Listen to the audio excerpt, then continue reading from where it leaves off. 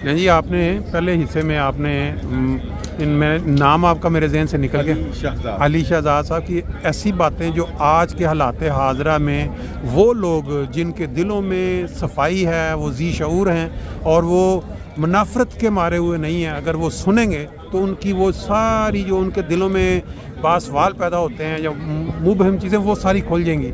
जिस तरह के कलमा तैयबा का जो अहमदी पढ़ते हैं वो क्या मुराद लेते हैं, फिर जो हज़रत मसीह मौला अलैहिस्सलाम की किताबों के मतलब आजकल बहुत सारे लोग ये कहते हैं भाई अगर आप ये किताबें सारी पढ़ लेंगे तो आप पे सारी पता चल जाएगा कि क्या थे ये वो। इन्होंने वो किताबें पढ़ के वो रोशनी हासिल की है, तो ये भी आपके सामने आ गया। अभी हम दूसरे पार्ट की तरफ चलते हैं जिसमें ये इंशाल्लाह बताएंगे कि फिर ये सारा कुछ पढ़ने के बाद इन्होंने अहमदियत को कबूल कब किया और फिर उसके बाद ये किस तरह उस पर कायम हुए और इनके ख़ानदान में कोई इनको क्या क्या मसाइब नज़र आए। जी मेरे जहाँ मैं रहता था स्टुटगार्ट जी, तो वहाँ एक मस्जिद थी, तो मैं अक्सर लोगों जब मैंने मसीह मौला अलैहिस्सलाम की किताबें पढ़नी शुरू की जी, तो मैं चाहता था कि किसी आलिम साहब से इसकी तस्दीक भी करूँ, तहकीक करूँ। बिल्कुल सही। तो वहाँ एक मौलवी साहब आए हुए थे हमारी मस्जिद में, उनसे मैं पूछने के लिए अक्सर जाया करता था तहकीक के लिए। ठीक है। तो अक्सर वो गालियाँ या बहुत ही गंदे अल्फाज में मसीह मौला अलैहिस्सलाम को याद करते थे, तो मुझे बड़ा गुस्सा लगता। जिस तरह आज लोग आजकल बेशुमारी दुनिया में सोशल मीडिया पे उनका तो लगता है कि सिर्फ खाना पीना है ही गालियों में। अच्छा, तो ये बात अखलाकी देख के मुझे बदज़बानी देख मुझे बड़ी तकलीफ होती थी। खुदा मैं तो आपसे तहकीक करने के लिए आया हूँ, आपका काम है मुझे कुरान से दिखा दें जो बात पूछ रहा हूँ। असल में ये कुरान से जाहिल लोग हैं जी, और कुरान को सीखे हुए मौलवी जो है ना वो भी इस बात को कबूल करने के लिए तैयार नहीं है। कई जगह वो इस चीज़ का इकरार करते हैं जो मसीह मौला अलैहिस्सलाम ने फरमाया। बिल्कुल ठीक है। बल्कि मेरा तो ज़िंदगी का तजर्बा है कि कोई अच्छा और पक्का मौलवी बन ही नहीं सकता। बिल्कुल सही। जिसको कहते हैं कि वो अच्छी तकरीर कर सके, लोगों पर असर डाल सके, जब तक कि वो मसीह मौला अलैहिस्सलाम की किताबें ना पढ़े। ऐसा ही है। तो जितने भी दुनिया में मशहूर गैर अहमदी उलमा हज़रात हैं, चाहे वो किसी फिरके से भी ताल्लुक़ रखते हैं, बिल्कुल सही है, उन्होंने मसीह मौला अलैहिस्सलाम की किताबों को पढ़ा जी, गौर किया और जो अच्छी अच्छी बातें थी वो उन्होंने निकाली और उनको मशहूर किया और लोगों को सुनाया और बताया और मशहूर हो गए। बिल्कुल। लेकिन ईमान की जो नेमत है उससे महरूम है अभी तक कई हज़रात। अल्लाह करे मौत से पहले वो भी ईमान ले आए जी, हम किसी के दुश्मन नहीं है। हमने तो यहाँ तक सुना हुआ है कि जितने बड़े बड़े नामी ग्रामी ज़ुबान अच्छी इस्तेमाल करने वाले अल्फाज अच्छे उनके घरों में किताबें पढ़ी हुई हैं हज़रत मसीह में, वो वहाँ से इस्तेफादा करते हैं और अपने वो जो तकारीर में ये वो सारा वो ये कई नामवर उलमा के मुतल्लिक़ गवाहियाँ मिली हैं ऐसी ना। तो अच्छा, बल्कि मैं एक अजीब बात एक दिन बैठा मैं सोच रहा था कि तबलीगी जमात जो है जिसके साथ मेरी मोहब्बत आज भी है। हाँ ठीक है, क्योंकि हम वो बल्कि इससे छोटा सा मैं एक वाक़या भी सुना देता हूँ। जी जी। मौलाना दोस्त मोहम्मद यार जी जो है ना उनके रफ़ मिलने के लिए मैं पहली दफ़ा जब गया था 2005 में, तो मेरे जो भांजे हैं हाँ जी उन्होंने ये तारुफ कराया जी मेरे मामू जर्मनी से आए। अच्छा। तबलीगी जमात से तलक का भी बैत की है उन्होंने। अच्छा। तो वो मुझे बड़ी प्यारी बात उन्होंने की। अच्छा। उन्होंने कहा कि आप तबलीगी जमात से तबलीगी जमात में आ गए सही, लेकिन अपग्रेड हो गए आप। Very nice. हुआ ये है कि वो असल में नाम तो उन्होंने तबलीगी जमात रखा हुआ है, तबलीग नहीं करते। बिल्कुल ठीक। वो मुज़ाकरा करते हैं, वो एक दूसरे को तरगीब देते हैं, बिल्कुल ऐसे, और फजाइल बताते हैं और लोगों को मस्जिद कर लाते हैं। बहुत अच्छा काम करते हैं जी। लेकिन हम लोगों को अल्लाह की तरफ बुलाते हैं, अल्लाह की तरफ। सही। हम लोगों को नबी पाक सल्लल्लाहु अलैहि वसल्लम की तरफ बुलाते हैं। बिल्कुल ठीक। हम लोगों को जन्नत की तरफ बुलाते हैं। एग्जैक्टली ऐसे से बचाने के लिए उनको।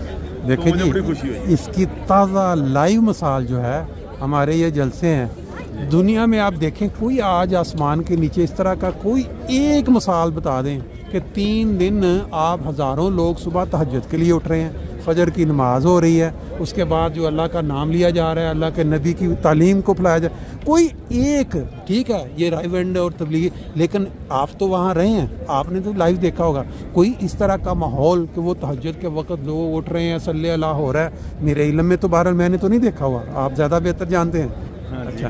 इस बारे में भी मैं चूँकि पूरी सच्ची बात ही बताऊँगा। सही है कि वो भी ऐसा करते हैं। सेम वेरी नाइस, बहुत बड़ा अच्छा। अच्छा, लेकिन क्यों करते हैं ये जानने वाले ये जानना जरूरी है। राइट ठीक हो गया। मुझे आज भी बहुत शौक है जी, कोई भी कुरान और हदीस की तफसीर की बातें और दीनी बातें जी वो बातें जो कि अल्लाह की तरफ इंसान को खींचती हैं और दीन की तरफ माइल करती हैं। बिल्कुल मुझे आज भी सुनने का उतना ही शौक है जितना पहले था। अच्छा।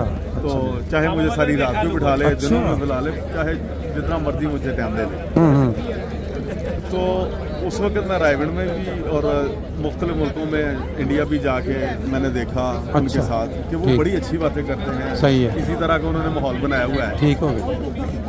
तो मैं बड़ा सोचता था। अच्छा।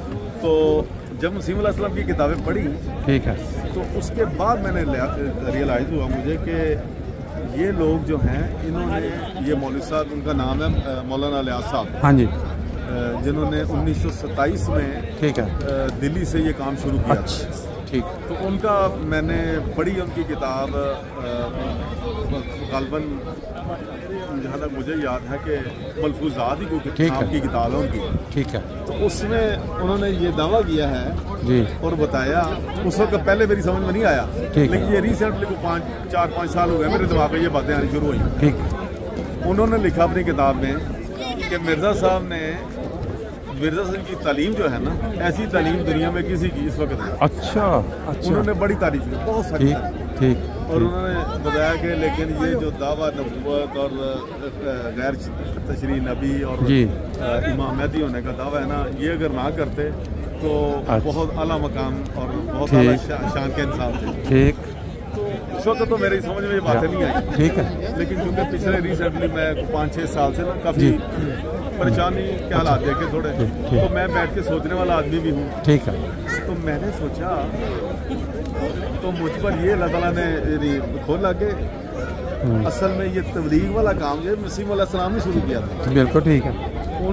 वो चाहते थे कि हर मुसलमान, जितने भी मुसलमान हैं, चाहे वो अहमदी हों या ना हो जी, लेकिन उनका काम ये होना चाहिए कि वो कुरान, सुन्नत और हदीस को अपनी ज़िंदगियों में लेके आएँ और इसको सारी दुनिया में फैलाएं। बिल्कुल। अपना जान, माल, वक़्त जो है जी, और अपनी जो भी उसके पास अल्लाह ने दिया है वो दीन के लिए कुर्बान करें। बिल्कुल ठीक। तो तबलीगी जमात के जो मौलवी साहब थे, उन्होंने मसीह अलैहिस्सलाम की किताबें पढ़ के अच्छा वो तालीम फैलाना शुरू कर दिया। बिल्कुल सही। तो वो तबलीगी जमातें निकलना शुरू हुई और पूरी दुनिया में जाना शुरू हुई। बिल्कुल। और उनको देख देख के लोग बड़े मुतासर हो रहे हैं, जिनमें मैं भी शामिल हूँ। मैं जर्मनी में मुतासर हुआ था उनसे और उनके साथ मुंसलिक हो गया। अच्छा अच्छा अच्छा, माशाल्लाह।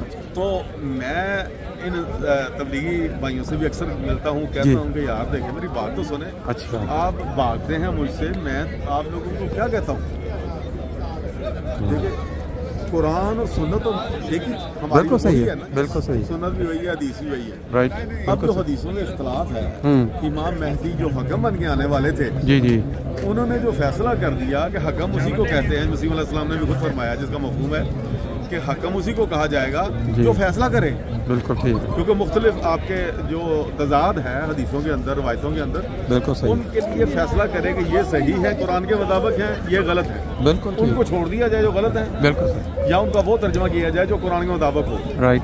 तो जो वो कहें सही है उनको मान लिया जाए। बिल्कुल ठीक। तो मैंने सिर्फ ये किया है कि जो उन्होंने कुरान के मुताबिक बात की वो मान ली है। बिल्कुल ठीक है। अगर मैं उस मामले में गलत हूँ तो आप मुझे समझाएं। बिल्कुल ठीक। तो ना तो वो बात करते हैं ना सुनते हैं, बल्कि उल्टा अखलाकी करते हैं, बदवानी भी करते हैं। ऐसे ही है। तो अब मुझे मजा भी आता कई दफा। मैं कहता हूँ कि ये सुन्नत भी पूरी होगी। बिल्कुल ठीक है।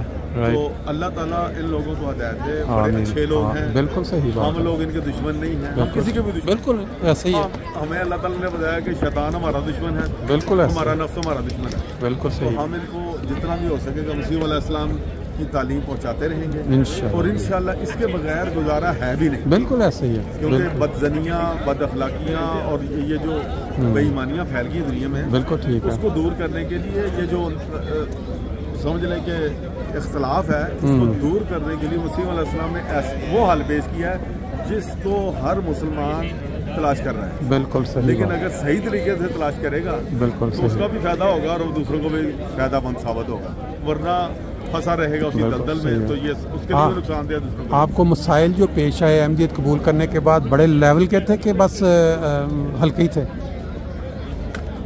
मुझे ज़्यादा तो नहीं पेश आए। अच्छा।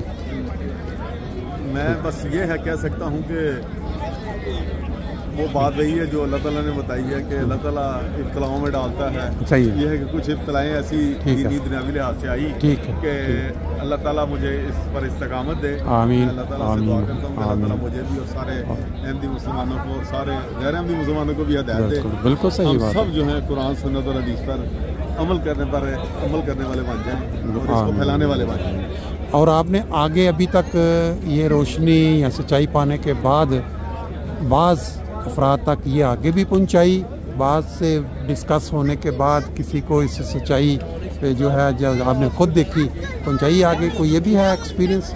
हाँ जी, अल्हम्दुलिल्लाह मैंने बहुत सारे लोगों को पहुंचाई, बल्कि बहुत सारे लोगों ने बैत भी की माशाल्लाह। और कुछ लोग हैं वो बैत कहते हैं जी हमें समझ नहीं आती, हम बैत करेंगे तो हमारे घर वाले में निकाल देंगे। एग्जैक्टली, ये भी बहुत सारा मसला है।